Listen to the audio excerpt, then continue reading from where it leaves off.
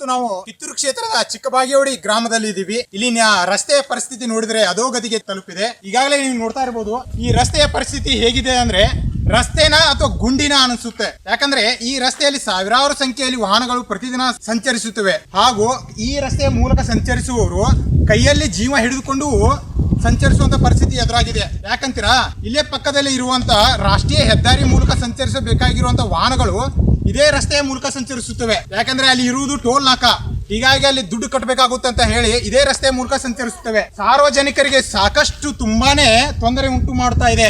ಅಕ್ಕಪಕ್ಕದ ಮನೆಗಳಿಗೆ ಹಾಗೂ ಇಲ್ಲಿ ಸಂಚರಿಸುವಂತ ಸಣ್ಣ ಸಣ್ಣ ವಾಹನಗಳಿಗೂ ಕೂಡ ಇದು ಸಾಕಷ್ಟು ತೊಂದರೆ ಉಂಟು ಮಾಡಿದೆ. ಇಲ್ಲಿ ನೋಡ್ತಾ ಇರಬಹುದು ಈ ರಸ್ತೆಗಳು ಹೇಗಿವೆ ಅಂದ್ರೆ ಸಣ್ಣ ಸಣ್ಣ ಕೆರೆಗಳು ಕೂಡ ಇಲ್ಲಿ ಉದ್ಭವ ಆಗಿವೆ. ಇಲ್ಲಿ ನೋಡ್ತಾ ಇರಬಹುದು ನೀವು, ಇಲ್ಲಿ ನೋಡಿ ಈ ರಸ್ತೆಯ ಪರಿಸ್ಥಿತಿ ಹೇಗಿದೆ ಅಂದ್ರೆ ಸಾಕಷ್ಟು ತಗ್ಗು ಬಿದ್ದಿದೆ.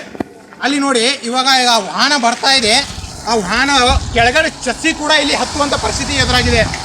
ನೋಡಿ ಅಷ್ಟೊಂದು ಕಷ್ಟಪಡುವಂತ ಪರಿಸ್ಥಿತಿ ಈ ವಾಹನಗಳಿಗೆ ಉಂಟಾಗಿದೆ. ಇಲ್ಲಿ ಯಾವುದೇ ಕೂಡ ಶಾಸಕರಾಗಲಿ ಇದುವರೆಗೂ ಕೂಡ ಗಮನ ಹರಿಸಿಲ್ಲ. ಆದಷ್ಟು ಬೇಗ ಇಲ್ಲಿ ಈ ರಸ್ತೆಯ ಬಗ್ಗೆ ಪರಿಶೀಲಿಸಿ ಆದಷ್ಟು ಈ ರಸ್ತೆಯ ಸುಧಾರಣೆ ಆಗಬೇಕು ಎನ್ನುವುದೇ ಇಲ್ಲಿನ ಸ್ಥಳೀಯರ ಮನವಿಯಾಗಿದೆ.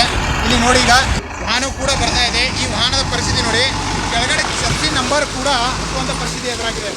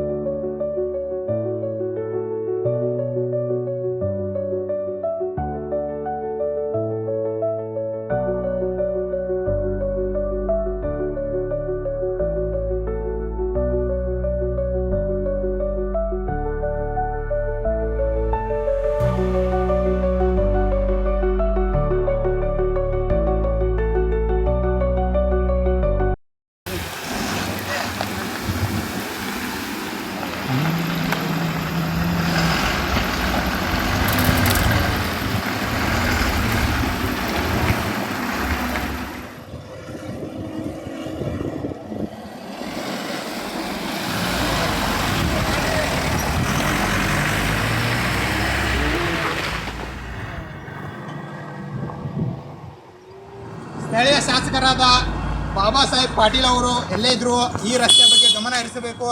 ಇಲ್ಲಿನ ಸ್ಥಳೀಯ ಜನರಿಗೂ ಕೂಡ ಅನುಕೂಲ ಮಾಡಿಕೊಡಬೇಕೆಂದು ಇಲ್ಲಿನ ಸ್ಥಳೀಯರು ಕೂಡ ಆಗ್ರಹವಾಗಿದೆ. ಇಲ್ಲಿ ನೋಡಿ ಇನ್ನೂ ನಿಮ್ಗೆ ತೋರಿಸ್ತಾ ಇದ್ದೀನಿ. ಮುಂದೆನೂ ಕೂಡ ಸರಿ ಸುಮಾರು 5-6 ಕಿಲೋಮೀಟರ್ಗಳಷ್ಟು ಇದೇ ಪರಿಸ್ಥಿತಿ. ಇಲ್ಲಿನ ಸಾರ್ವಜನಿಕರು ತೊಂದರೆ ಅನುಭವಿಸ್ತಾ ಇದ್ದಾರೆ. ಹಾಗೂ ಇಲ್ಲಿ ಅಕ್ಕಪಕ್ಕ ರೈತರು ತಮ್ಮ ಬೆಳೆಯನ್ನು ಬೆಳೆದು ಮಾರುಕಟ್ಟೆಗೆ ಸಾಗಿಸಲು ಮುಖ್ಯ ರಸ್ತೆ ಇದಾಗಿದೆ. ಒಂದು ಕಡೆ ರಾಜ್ಯ ಹೆದ್ದಾರಿ, ಇನ್ನೊಂದು ಕಡೆ ರಾಷ್ಟ್ರೀಯ ಹೆದ್ದಾರಿ ಮಧ್ಯದಲ್ಲಿ ಇರುವಂತ ಈ ರಸ್ತೆ ಪರಿಸ್ಥಿತಿ ಇದೇ ತರನಾಗಿ ಆಗಿದೆ. ಇವಾಗ ಮಳೆಗಾಲ ಇದು ಏನಾದ್ರೂ ಈ ಸಣ್ಣ ಕೆರೆ ಅಂತಾನೆ ಹೇಳ್ಬೋದು. ಈ ಕೆರೆ ಏನಾದ್ರೂ ತುಂಬಿದ್ರೆ ಇಲ್ಲಿನ ಜನರ ಪರಿಸ್ಥಿತಿ ಅಧೋಗತಿಗೆ. ಕೈಯಲ್ಲಿ ಜೀವ ಹಿಡಿದುಕೊಂಡೇ ಈ ಮಾರ್ಗದಲ್ಲಿ ಸಂಚರಿಸುವಂತ ಪರಿಸ್ಥಿತಿ ಎದುರಾಗಿದೆ. ಶಾನುಲ್ ಮತ್ತೆ ಖಾನ್ ಜೊತೆ ಇನ್ ನ್ಯೂಸ್ ಬೆಳಗಾವಿ.